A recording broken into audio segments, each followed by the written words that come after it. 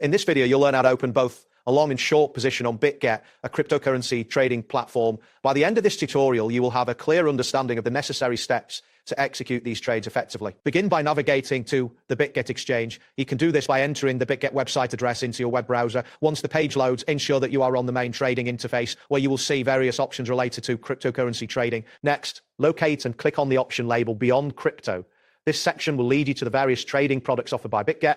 After clicking, you should see a selection of trading options that include futures and other derivatives. After that, click on the futures option. This will direct you to the futures trading interface where you can access different futures products. You should see a list of available futures contracts displayed prominently on your screen. Then proceed by clicking on USDTM futures. This option focuses specifically on futures contracts that are settled in Tether, a stablecoin. Once selected, the interface will refresh, displaying the USDT futures available for trading. Now click on the trade button, which is usually located on the right side of the screen.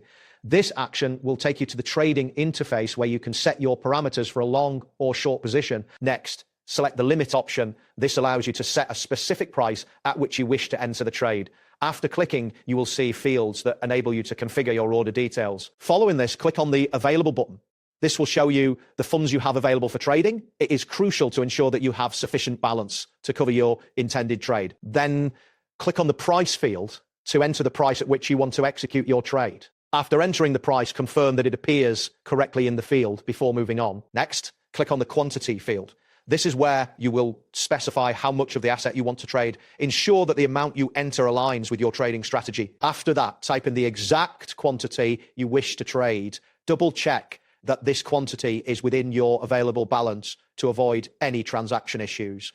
Now click on the futures value to review the total value of your trade based on the price and quantity you've entered. This information is essential for understanding your potential exposure. Next, click on cost to see the total cost of the trade, including any fees that may apply. It's important to be aware of all costs before confirming your order. Then click on SDEEK price to view the estimated liquidation price of your position. This value is significant as it helps you understand the risk associated with your trade. After that, click on Time in Force to select how long your order will remain active. This setting can impact the execution of your trade based on market conditions. Next, click on Open Long if you want to take a long position.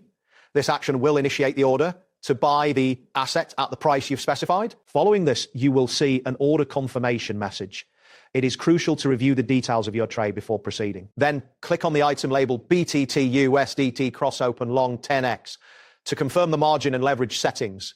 This will ensure that you are aware of the leverage being applied to your trade. Next, click on Entry Price to confirm the price at which you will enter the market. This step is important to ensure accuracy in your order. Then click on Current Price to see the latest market price of the asset. This will help you evaluate your entry point in relation to the market. After that, click on Quantity once more to verify the amount you are trading.